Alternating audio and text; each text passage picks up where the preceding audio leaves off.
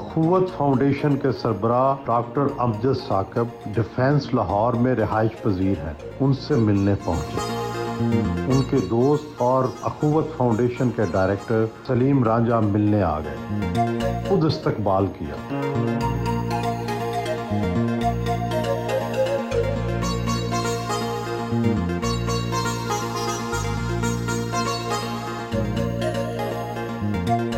Civil service के इम्तिहान में पंजाब भर में अव्वल आए, अच्छे खासे ब्यूरोक्रेट अफसर बन गए, फिर सब कुछ छोड़ छाड़ कर समाजी खिदमत की तरफ आ गए। ये मुश्किल फैसला कैसे कर लिया?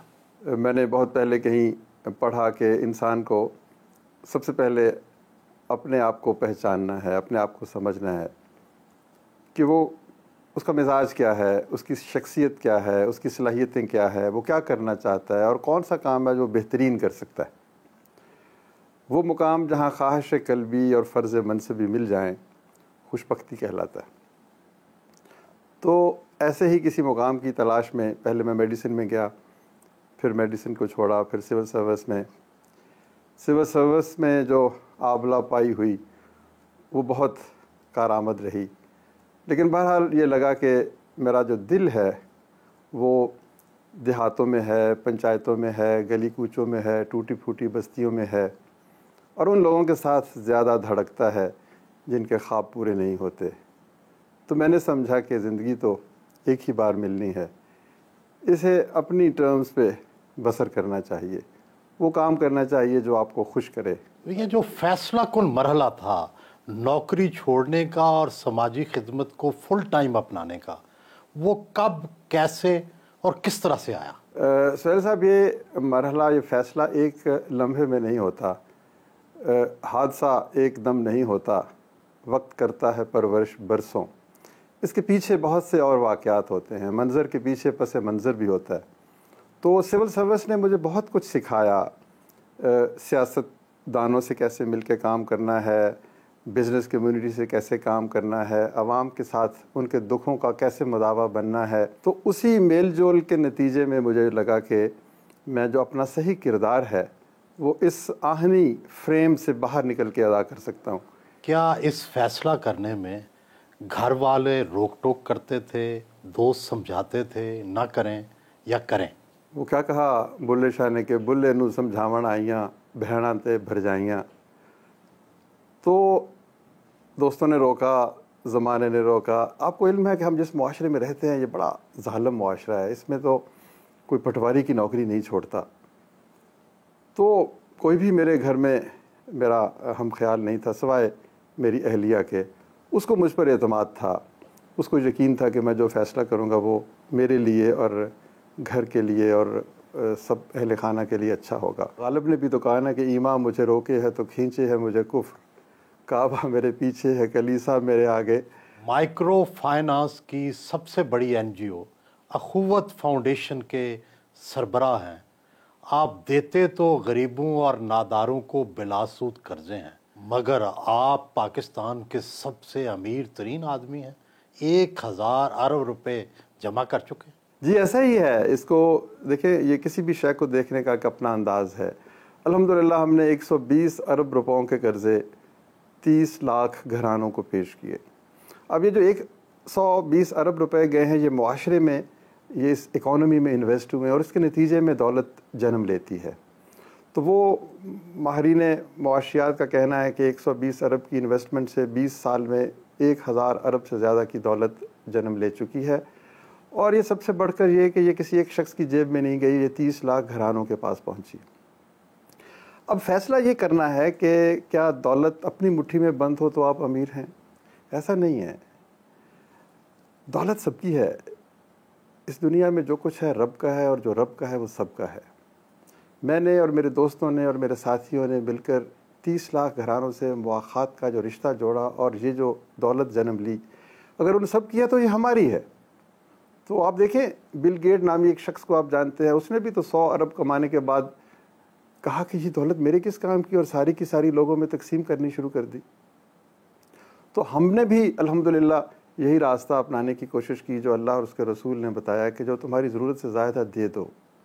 और वो 30 लाख लोगों की जो निगाहों की चमक है और उनके जो हौसले हैं, उनकी जो उम्मीदें पूरी होती हैं, वो भी तो हमारे ही हैं। दुनिया में ग्रामीण बैंक बांग्लादेश के डॉक्टर यूनुस का माइक्रो फाइनेंस में बड़ा नाम है, आपका भी बड़ा नाम है।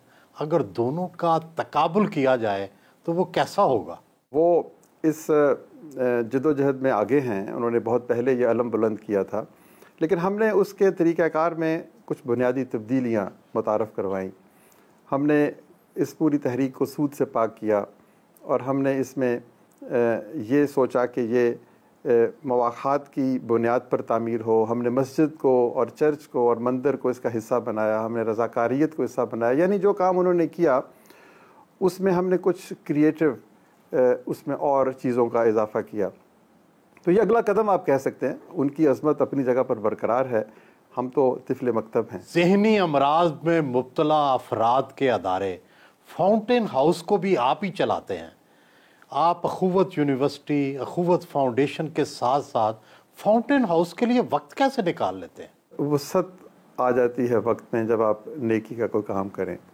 मैं बचपन में सुनता था अपनी वालदा से कि खाना थोड़ा भी है, मेहमान आ जाए तो वो कहती थी देखो सब ने खा लिया, खाने में कितनी बरकत आ गई। तो जब आप नेकी का काम करते हैं तो वक्त में बरकत आ जाती, ये फैल जाता है, ये पूरी कायनात को अपने हिसार में ले लेता है। वक्त की बंदिश या वक्त की कमी ने मुझे कभी परेशान नहीं किया।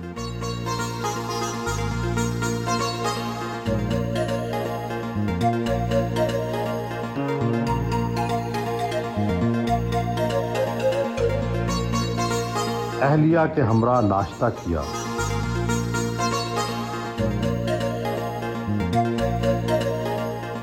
क्या आपने इनकी ज़िंदगी में ये जो तब्दीली थी इसको कैसे महसूस किया? एक अच्छा खासा बाऊ टाइप अफसर और फिर सोशल सर्विस। एडजस्ट की इतनी मुश्किल इसलिए नहीं आई थी कि अमजद जब अफसर भी थे ना, उस वक्त भी ये बहुत अच्छे थे। मतलब कोई इनके अंदर वो जो अफसरी वाली चीज़ नहीं थी, तो इसलिए शायद मुझे कोई एडजस्टमेंट में कोई सच नहीं आई। हाँ, मतलब एक वो थोड़ा सा सेटबैक तो होता है कि एकदम आपकी वो जो फैसिलिटीज़ होती हैं एकदम आप लेकिन वही मैंने आपको बताया ना कि फेथ इतना ज़्यादा अल्हम्दुलिल्लाह अमजद के ऊपर था कि कभी कोई मैंने फील ही नहीं। सबसे अच्छी बात क्या है इनकी? जब सबसे अच्छी बात उनसे ना, वो इनकी सबसे बुरी बात भी है। बहुत पॉजिटिव है। कोई इनके साथ बुरा भी कर लेगा, कुछ भी कर लेगा, ये कभी किसी को कुछ नहीं कहते और बस अल्लाह से दुआ करते हैं। और वो बुरी इस सेंस में मुझे होता है कि कई दफ़ा ऐसे आप धोखा भी बहुत खा जाते हैं। तो जब धोखा खाते हैं तो आप क्या समझाती हैं? क्यों इतने पॉजिटिव कि आपको मैं कहती थी आप ऐसा ना करें, लेकिन फिर ठीक है। बच्चों की जो तालीम और तरबियत है उस पर फिर किसने तवज्जो दी? अमजद। और अभी तक अल्हम्दुलिल्लाह जो बच्चों की गाइडेंस है ना, वो अमजद करते हैं। उनकी अगर जॉब का है या अगर बेटी हमारी फ्राजीन वो ऑस्ट्रेलिया में होती है, उसने लॉ किया हुआ है। बेटा भी जुनेद और बेटी दोनों अमजद के साथ। गुस्सा इन्हें किन बातों पर आता है? गुस्सा पहले आता था, अब इतना नहीं आता है। शायद इस वजह पे आता होगा जब मैं ज़्यादा इनकी टेक केयर करती हूँ कि आपने खाने में ये नहीं खाना, आपने ये नहीं खाना, आपने ये नहीं करना, उस पर ज़रा इनको थोड़ा सा गुस्सा आ जाता है कि ऊंचा ऊंचा कौन बोलता है? ऊंचा अमजद।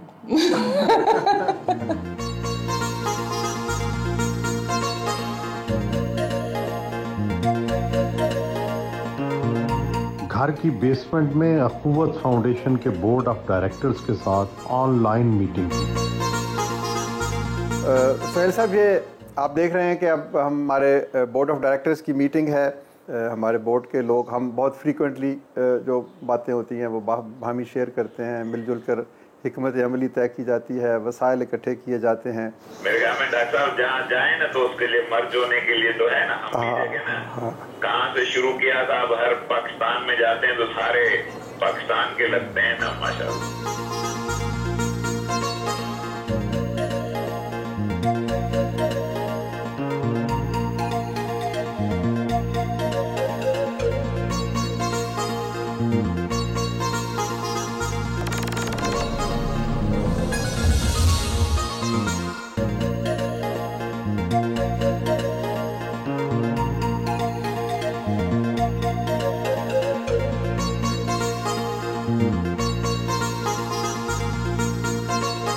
मुस्तफ़ा फैसलाबाद कसूर में 48 एकड़ पर मुहित अखुवत यूनिवर्सिटी पहुंचे। कोरोना SOPs पर अमल करते हुए हाथ धोकर यूनिवर्सिटी में दाखिल हुए।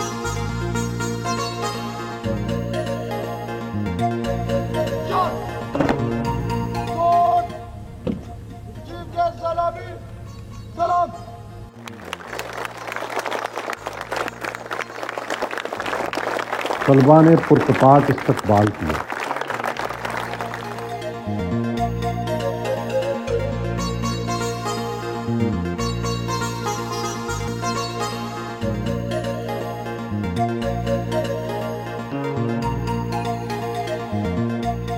गालिब ने कहा कि आके सज्जादा नशी कैस हुआ मेरे बाद, कोई खाली न रही दश्त में जा मेरे बाद।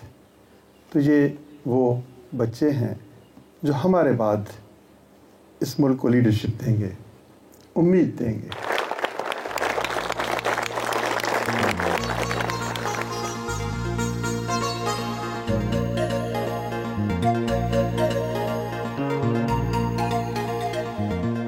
पाकिस्तान के अंदर तालीम और पाकिस्तान के बच्चे अगर शाइन करेंगे, अगर तरक्की करेंगे, तो पाकिस्तान की तरक्की फिर कोई नहीं रोक सकता।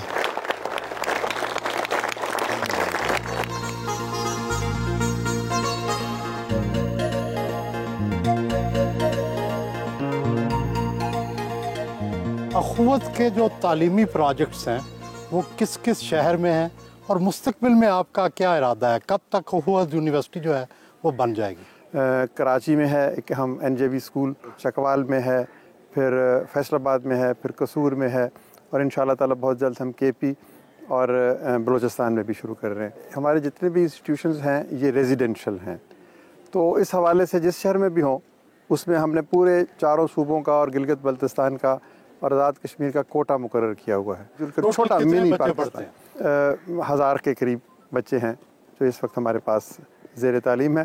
इसमें इंटरमीडिएट भी है, इसमें अंडर ग्रेड भी है, इसमें BS बायोटेक्नोलॉजी भी है, BS इकनॉमिक्स भी है, और BS इंग्लिश भी, और हाल ही में हम बिज़नेस का भी शुरू करना चाहते हैं और IT का भी शुरू कर रहे हैं इंशाल्लाह। डॉक्टर साहब, कितने पैसे खर्च हो गए यूनिवर्सिटी तक जाने में? कितने खर्च होंगे? अब तक कितने खर्च हो चुके हैं? देखें, इस मुल्क में, इस कौम में देने की जो लज्जत है वो बहुत ज़्यादा है। जब हमने शुरू किया काम तो हम सब दोस्तों ने अपनी अपनी जेब में हाथ डाला तो वहाँ पर कुछ नहीं था। हमारे आर्किटेक्ट ने कहा कि पहली मंजिल की तामीर के लिए 50 करोड़ चाहिए, तो हमने उसे कहा कि 1000 रुपये पे इसको तकसीम करो। उसने कहा जी 5 लाख हासिल तकसीम आएगा। तो हमने कहा इस मसला आसान हो गया, हम इस हर दर्दमंद पाकिस्तानी के पास जाएंगे, उसे कहेंगे कि एक ईंट ख़रीद लो 1000 रुपये की। यूँ कुछ ही माह में 5 लाख ईंटें बिक गई और 50 करोड़ बन गए। डॉक्टर साहब, कब तक यूनिवर्सिटी बन जाएगी? यूनिवर्सिटी के लिए हम अगले साल इंशाल्लाह ताला चार्टर के लिए अप्लाई करेंगे। हमारी तैयारियां सारी मुकम्मल हैं। डॉक्टर साहब, यूनिवर्सिटियाँ तो पहले भी बहुत हैं, अखुवत यूनिवर्सिटी बाकी यूनिवर्सिटियों से किस तरह मुख्तलिफ होगी? जी, आपने खुद ही इसका जवाब दे दिया कि यूनिवर्सिटियाँ तो बहुत हैं, अखुवत यूनिवर्सिटी नहीं है। हम ऐसी यूनिवर्सिटी बनाना चाहते हैं जिसमें अखुवत हो, मवाख़ात हो, भाईचारा हो, ईसार हो, कुर्बानी हो। क्या तलबा से कोई फ़ीस नहीं ली जाएगी? जी, तलबा से बहुत बड़ी फ़ीस ली जाएगी, लेकिन 10 साल बाद, 20 साल बाद जब वो किसी बड़ी मंजिल पे पहुंच जाएंगे तो उनकी उस अज़मत में ही हमारी फ़ीस छुपी हुई है कि हम उनको इस तरह से तरबियत देंगे कि वो बेनियाज़ होकर इस खौफ से बेनियाज़ होकर पढ़ें कि उनकी माँ के पास बेचने के लिए जेवर नहीं है। तो वो तालीम हासिल करेंगे, लीडर्स बनेंगे, चेंज मेकर्स बनेंगे, इकबाल के शाहीन बनेंगे। तो फिर जब वो अपनी किसी मंजिल पे पहुंचेंगे तो वो अखुवत यूनिवर्सिटी बनाएंगे, वो कोई और यूनिवर्सिटी बनाएंगे, कोई और अच्छा काम करेंगे, कोई और हस्पताल बनाएंगे। तो ये जो है सिलसिला चिराग तर चिराग और आगे से आगे इंशाल्लाह चलता चला जाएगा।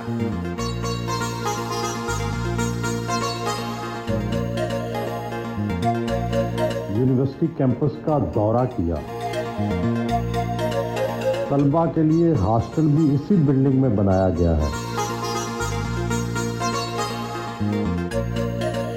मॉडल क्लासरूम, बोर्डिंग रूम और लाइब्रेरी का दौरा भी किया।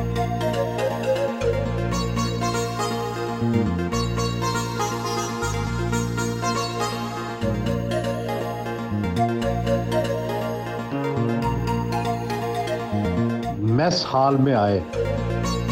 जेंटलमैन, खाना शुरू करने की दुआ। बिस्मिल्लाहिर्रहमानिर्रहीम, बिस्मिल्लाहि व अला बरकतिल्लाह। Now start.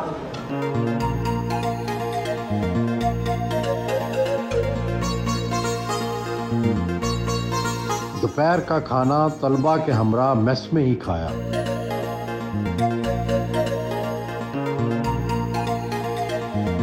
तलबा और असातिज़ा के साथ ग्रुप फोटो बनाई।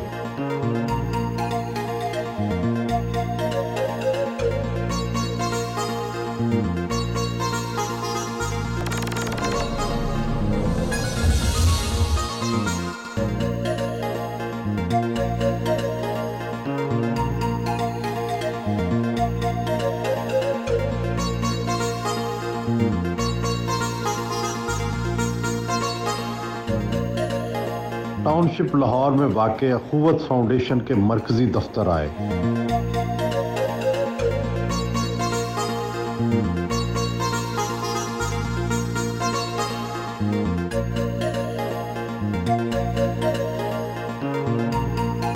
अपने दफ्तर पहुंचे। अखुवत फाउंडेशन पाकिस्तान के एरिया मैनेजर से मीटिंग की। तकरीबन 7.5 अरब के करीब हमने अमाउंट वहाँ पर डिस्कस कर दी है। साथ साथ हम हाउसिंग के हवाले से भी लो कॉस्ट हाउसिंग स्कीम के तहत भी तकरीबन हमने उन्हें 200 लोगों को जो है फाइनेंसिंग की है। आपकी बहुत मेहरबानी। अल्हम्दुलिल्लाह कि आपने चारों सूबों आज़ाद कश्मीर और गिलगित बल्तिस्तान में भाईचारे की इस रवायत को आगे बढ़ाने में बहुत बड़ा किरदार अदा किया है। अखुवत सारे पाकिस्तान में काम करता है। गिलगित बल्तिस्तान, आज़ाद कश्मीर, फाटा, पंजाब।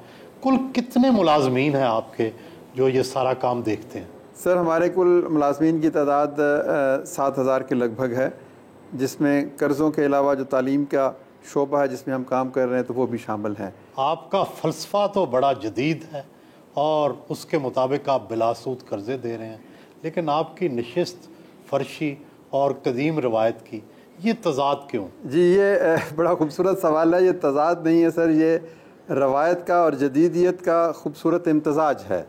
जब हमने आगाज़ किया इस अदारे का तो हमारी जेब में एक पैसा नहीं था, कुर्सी मेज़ ख़रीदने के पैसे नहीं थे, तो हमने कहा कि नीचे बैठ के काम शुरू करते हैं। तो फिर अल्लाह ताला ने बरकत दी, तो आज आप देखें कि कितना बड़ा ये अदारा बन गया। लेकिन हमने कहा कि जो माजी को भूल जाता है वो मुस्तकबिल में ठोकर खाता है। और फिर पाकिस्तान भर में हमारे जो मुलाजमीन हैं वो फ़र्श पे बैठते हैं, तो मुझे कोई हक़ हासिल नहीं है कि मैं फ़र्श पे ना बैठूं। ये यकसानियत है और यही हमारी एक जो बाहमी तक़वियत का बायस है। डॉक्टर साहब, आपका जो मॉडल है दुनिया भर में इस पर रिसर्च भी हो रही है, स्टडीज़ भी हो रही है, लेकिन तशकीक पसंद जो हैं वो ये कहते हैं कि आप जब बिलासूद कर्ज़े देते हैं तो इसका मतलब है कि आपकी रकम बढ़ती नहीं है, उतनी रहती है, और आपको मज़ीद एक्सपेंड करने के लिए या अपने बढ़ाने के लिए आपको मज़ीद फंडिंग की ज़रूरत है। तो एक सस्टेनेबल मॉडल नहीं है, बल्कि मुसलसल आपको फंडिंग की ज़रूरत रहेगी इसमें। क्या वाकई ऐसा है? जी, ऐसा बिल्कुल नहीं है। हम देखें, हम कहते हैं, लोग कहते हैं ना जी कि सूद ना लेने से पैसा कम होता है या सूद लेने से पैसा बढ़ता है। हम कहते हैं कि नहीं, अल्लाह ताला ने कहा है कि मैं सूद को घटाता हूँ, मैं सदक़े को बढ़ाता हूँ। तो हमारा फ़लसफ़ा जो है ये कैपिटलिज़म से हटकर ये गिविंग पर खड़ा है। हम कहते हैं कि देने से रकम कम नहीं होती, बढ़ती है। उसकी इससे खूबसूरत मिसाल मैं क्या पेश कर सकता हूँ कि चंद हज़ार से जो काम शुरू हुआ वो 120 अरब पे पहुँच गया। तो ये तमाम का तमाम निज़ाम सदक़ात पर मबनी है। एक अखुवत का फ़ंड है जिसमें लोग सदक़ात देते हैं, वो सदक़ात बढ़ते चले जाते हैं, बढ़ते चले जाते हैं, और फिर लोगों में तकसीम होते हैं, वो भी अमीर होते चले जाते हैं, खुशहाली आती चली जाती है। 99% रिकवरी की वजह से रकम ज़ाया नहीं होती और हर साल उसमें इजाफा हो जाता है। ये बुनियादी नुक्ता नहीं लोग समझते। लोग कहते हैं जी सस्टेनेबिलिटी नहीं है, कि लोगों ने पैसे देने बंद कर दिए तो फिर आप क्या करेंगे। हम कहते हैं ये कैसे मुमकिन है कि एक इंसानियत पर मबनी मुआशरे में लोग देने की ख्वाहिश से, जुस्तजू से कैसे महरूम हो सकते हैं। डॉक्टर साहब, समझने के लिए कितने % आपकी जो डिलीवरी कास्ट है और कितने % जो ओरिजिनल जो डोनर है वो आप रिसीवर तक पहुंचाते हैं? जी, हमारी जो मुख्तलिफ जोग्राफिकल लोकेशंस हैं, दूर दराज के इलाकों में कॉस्ट ज़्यादा होती है। नया काम शुरू होता है तो उसके लिए इंफ्रास्ट्रक्चर की कॉस्ट, लेकिन ऑन एन एवरेज हमारी 8 से 9% कॉस्ट हमारी आती है। यानी अगर हमने 1 करोड़ रुपए के कर्ज़े दिए तो साल में हमारे तकरीबन 9 लाख रुपए के अखराजात उस पर आएंगे। और आपको सुनकर ये खुशी होगी कि ये दुनिया में सबसे कम अखराजात हैं। आमतौर पर 15%, कहीं ज़्यादा जी, मैं उसके ऊपर कोई कमेंट नहीं करूँगा, लेकिन कहीं ज़्यादा रकम जो है इसके ऊपर ख़र्च होती है, हमारे 1/3 से भी कम है। तो उसमें बुनियादी वजह यह है कि सादगी, फर्शी नशिस्त। आप देखें कि पंजाब भर में हमारे पास एक भी गाड़ी नहीं है। पूरे पाकिस्तान में माइक्रो फाइनेंस के हवाले से हमारे पास सिर्फ 2 गाड़ियाँ हैं, एक गिलगित में खड़ी है और एक फाटा में खड़ी है। तो हमने बैंकर ऑन बाइक का तस्वर दिया है।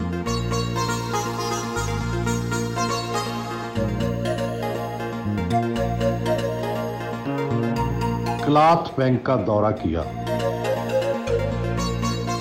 सर मेरा नाम रोज़ है और मैं अखुवत में यहाँ से पिछले 3 साल और 4 साल के दरमियान इस अरसे में काम कर रही हूँ। पहले पैकिंग पर आई थी, उसके बाद फिर मैंने यहाँ पर सॉर्टिंग का आगाज़ किया और अब मैं सॉर्टिंग करती हूँ। सॉर्टिंग में हम A, B, C क्वालिटी इसको अलग अलग करके फिर मैं अपनी टीम जो हमारे साथ ख्वाजा सरा यहाँ पे काम कर रहे हैं, 10 मेंबर हैं हमारे ख्वाजा सरा के, वो यहाँ पर काम करने के बाद इसको पैकिंग करते हैं और पैकिंग करने के बाद हम इसको इस तरीके से ले जाते हैं सर। जो वेस्ट बचती है फिर उनके हम इस तरह बैग तैयार किए जाते हैं। 800 ट्रांसजेंडर जो हमारे साथ रजिस्टर हैं, जो कि यहाँ पे अमजद साकिब साहब की तरफ से उनको स्टेपेंड दिया जाता है हर महीने। मेरी तरफ से नहीं दिया जाता, अखुवत की तरफ से दिया जाता है, जो इन्होंने एक यहाँ दायरा बनाया है जो कि पूरी दुनिया में जिसका नाम चल रहा है। तो इन्होंने एक ऐसा प्लेटफॉर्म हमें दिया है ख्वाजा सराओं को, जो सड़कों पर मांग रहे हैं या पहले भीख मांगते थे या लोगों की नज़रों लोगों का निशाना बनते थे, उन्होंने ऐसे लोगों को यहाँ पर आने का मौका दिया है कि वो आगे बढ़ सकते हैं, लोगों के साथ कदम से कदम मिलाकर चल सकते हैं शाना बशाना। और हम अमजद साकिब साहब के बहुत शुक्रगुजार हैं, अपनी टीम के बहुत शुक्रगुजार हैं जिन्होंने हमें यहाँ पे बहुत कुछ सिखाया, हमारी रूटीन चेंज की।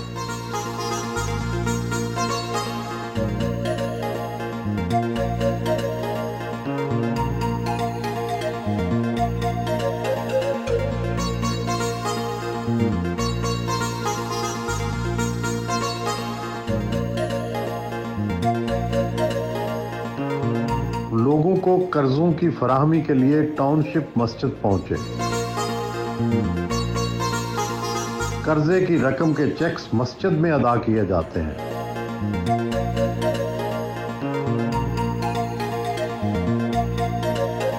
जी मैंने 2009 में कर्जा लिया था और मैं फट्टे पे काम करता था। फिर मैंने जोकी मशीन ली और फिर शुक्र है दुकान। काम क्या करते हैं? टेलरिंग का 10,000 लिया था फर्स्ट टाइम, 9,009 दो में यानी कि वो लिया था। उसके बाद मैंने जोकी मशीन ली 7,000 की और फिर चलता ही जा रहा है काम। मेरे पास अब 3 मशीनें हैं, चौथी मशीन मैंने लेके आनी है।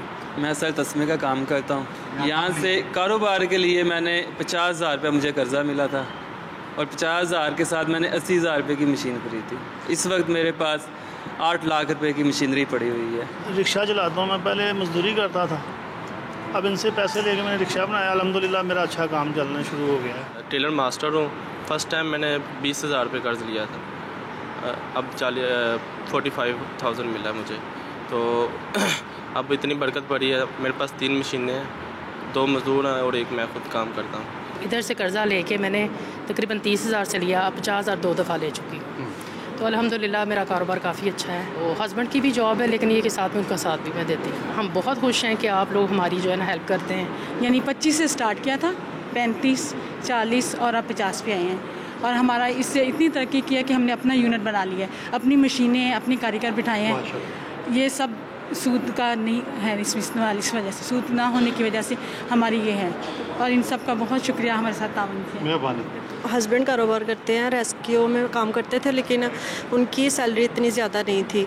फिर मेरे हस्बैंड ने सोचा कि हम दारा क़ुव्वत से मतलब कि इमदाद लेते हैं, तो उससे अपना कारोबार शुरू करते हैं। पहली दफ़ा हमने 25,000 लिया था, तो उसमें हमारा मज़ीद ग्रास प्रोडक्टर का वो छोटी सी शॉप ली थी, उसमें काम करते थे। अब माशाल्लाह हम लोगों ने कुछ अपने पैसे घर में से इन्वेस्ट किए और कुछ यहाँ से इमदाद मिली, हमने अपना कारोबार ज़्यादा आगे बढ़ाया। ग्रास प्रोडक्टर, ये जो गाड़ियों पे स्टिकरिंग होती है ना, उनका काम करते हैं वो। तो माशाल्लाह अब बहुत अच्छा हमारा कारोबार जा रहा है, हमारे घरेलू हालात भी बहुत अच्छे हैं।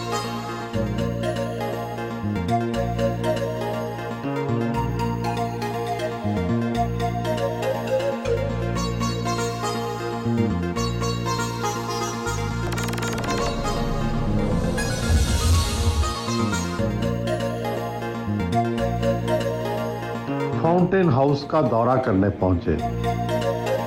स्पेशल बच्चों ने फूलों के गुलदस्ते पेश करके इस्तकबाल किया।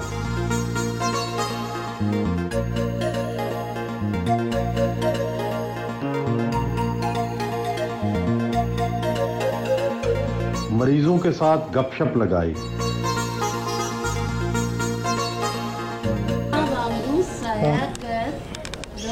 देखम आया कर शक्ला तो खा दिंदिया ने शक्ला देना जाया।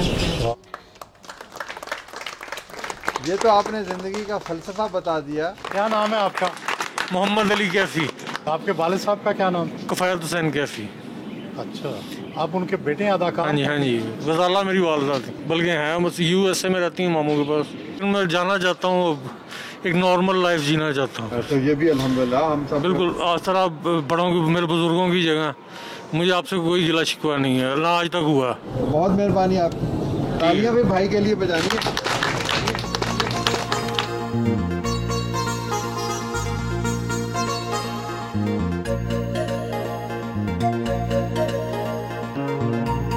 बैडमिंटन खेली।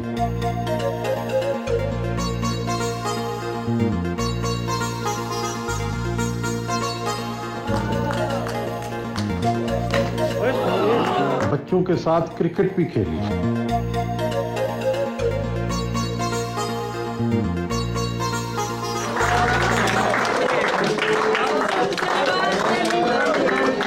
स्पेशल बच्चे अब्दुल रहमान की सालगिरह का केक काटा।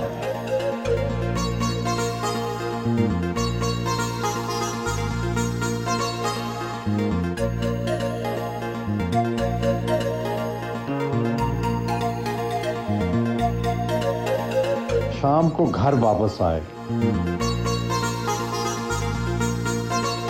रात को घर पर दोस्त अहबाब को शाइए पर मदू किया गया था।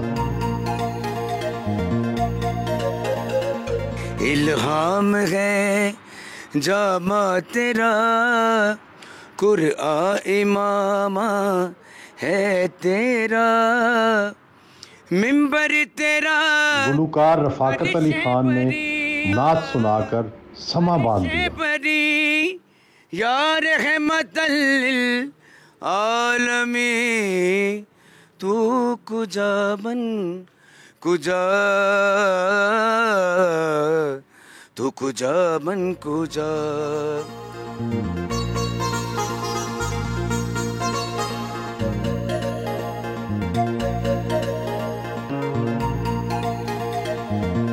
अखुवत के तहत बिला सूद कर्जे फराहम करके और फिर उनकी वापसी यकीनी बनाकर आपने दुनिया में एक नई मिसाल कायम कर दी।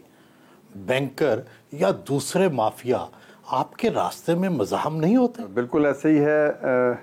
एक प्राइवेट मनी लेंडर का इंस्टीट्यूशन है जो गली मोहल्लों में जो सूदखोर हैं, जो 100 से 200 शरा के मुताबिक कर्जे देते हैं, वो हमें थ्रेट करते हैं। उनसे हमें कई तरह की मुश्किलात का सामना करना पड़ता है, हमारे स्टाफ को करना पड़ता है। तो लेकिन बाकी हमारा किसी के साथ कंपटीशन नहीं है, क्योंकि हम जिस तबके के साथ काम कर रहे हैं, जिनको फाइनेंशियल इंक्लूजन दे रहे हैं, वो तो पहले से ही बैंकों के पास नहीं जाता। तो हमें बैंकों से कोई, बल्कि हम उनको सपोर्ट करते हैं। वो उनका एक अपना निज़ाम है, वो भी इस मुल्क में फाइनेंशियल इंक्लूजन को प्रमोट कर रहे हैं। तो हमारा किसी से मुकाबला नहीं है। वैसे मैं आपको एक बात कहूँगा कि कुछ समझ कर ही हुआ हूँ मौज दरिया का हरीफ, वरना मैं भी जानता हूँ आफियत साहिल में है। अखुवत के तहत आप 6000 घर बना चुके हैं और वहाँ अब लोग रिहाइश पजीर भी हैं। हुकूमत भी 50 लाख घर बनाना चाहती है। आप इस हवाले से उनकी क्या मदद कर सकते हैं? देखिए, ये जो 6000 घर बनाए गए हैं, ये भी हुकूमत के उसी प्रोग्राम का हिस्सा हैं। वज़ीर-ए-आज़म पाकिस्तान ने लो कॉस्ट हाउसिंग स्कीम एक बनाई, जिसके तहत अखुवत को ये ज़िम्मेदारी सौंपी गई कि आपको 5 अरब रुपए दिए जाएंगे, तो आप उन लोगों के घर बनाने में ये कर्ज़े दें जिनके पास 2-2, 3-3 मरले की ज़मीन मौजूद है। तो अल्हम्दुलिल्लाह हमने 4 महीनों में ये 6000 के करीब घर बना दिए। तो इंशाअल्लाह ताला हम अपना हिस्सा इसमें ज़रूर डालेंगे। कितने बना के देंगे घर टोटल? हम तो 10 लाख बना सकते हैं, 15 लाख बना सकते हैं, क्योंकि अल्हम्दुलिल्लाह हमारी पहुंच उन लोगों तक है जिनके पास ये छोटे छोटे प्लॉट्स मौजूद हैं, लेकिन वो बैंकारी की सहूलियात ना होने की वजह से वो कर्ज़ा नहीं ले सकते। पाकिस्तानी अवाम चैरिटी तो बहुत करती है लेकिन टैक्स नहीं देते। आप चूँकि इस मामले को करीब से देखते हैं, आपके ख्याल में इसकी वजह क्या है? एतमाद का फुकदान है, ट्रस्ट डेफिसिट जिसे कहते हैं। लोगों को जब ये यकीन हो जाए कि ये टैक्स जो है वो मुल्क की तामीर के लिए सर्फ होगा, एक बच्चे की तालीम के लिए सर्फ होगा, किसी बूढ़ी औरत की दवा के लिए सर्फ होगा, तो मैं नहीं समझता कि कोई ज़िम्मेदार शख्स जो है वो टैक्स अदा ना करे। तो हमें किसी न किसी तरीके से इस एतमाद को परवान चढ़ाना है। अखुवत फाउंडेशन को बहुत से मराइल तय करा के आप इसे अरूज तक ले गए, और आगे क्या देखते हैं? है कहाँ तमन्ना का दूसरा कदम यारब, हमने दश्ते इम्कान को एक नक्शे पा पाया। ये तो मरहला तय नहीं होगा अभी हम 10 लाख इस वक्त हमारे करंट बोरोवर्स हैं, 30 लाख ख़ानदानों की हम मदद कर सके हैं, लेकिन पाकिस्तान में कम से कम 20 बिलियन अफराद ऐसे हैं जिन्हें फ़ाइनेंशियल एक्सेस चाहिए। तो उनकी ज़िंदगी के दुख और उनके अंधेरे कब कम होंगे? तो अभी बहुत सफ़र बाकी है, ये आगाज़ है, ये जनरेशन्स लगेंगी इस मुल्क से गुर्बत को दूर करने में, अफलास को दूर करने में, महरूमी को दूर करने में। दर्द दिल रखते हैं, ज़िंदगी में सबसे ज़्यादा दिल कब भर आया? दिल भर आया है बहुत दफ़ा कि बहुत से ऐसे लोग और बहुत से ऐसे घराने देखे कि जिनकी हालत ज़ार, एक मैं कई ऐसी कहानियाँ हैं। एक घर है जिसमें 6 बच्चे हैं और 6 के 6 माजूर हैं। उनका उठना बैठना चलना फिरना कोई उनका पुरसाने हाल नहीं, लेकिन फिर भी वो मुस्कुराते हैं। तो ये उम्मीद और बीम की जो कैफियत है, यास की और उम्मीद की, ये साथ साथ चलती है। दिल भर आता है तो फिर खुदा को याद करते हैं और फिर हौसला, अज़्म और तक़वियत मिलती है। आपको शेर व अदब से भी बड़ी दिलचस्पी है। पसंदीदा शायर कौन सा है और पसंदीदा मुसन्निफ़ कौन? शायर तो 2 ही हैं, गालिब हैं और इकबाल हैं। मीर को भी आप इस फहरिस्त में शामिल करते हैं, अहद हाज़िर में तो फैज़ हैं। तो ये जो गज़ल की रवायत है, इसने मेरी ज़ाती तहज़ीब में बहुत अहम किरदार अदा किया।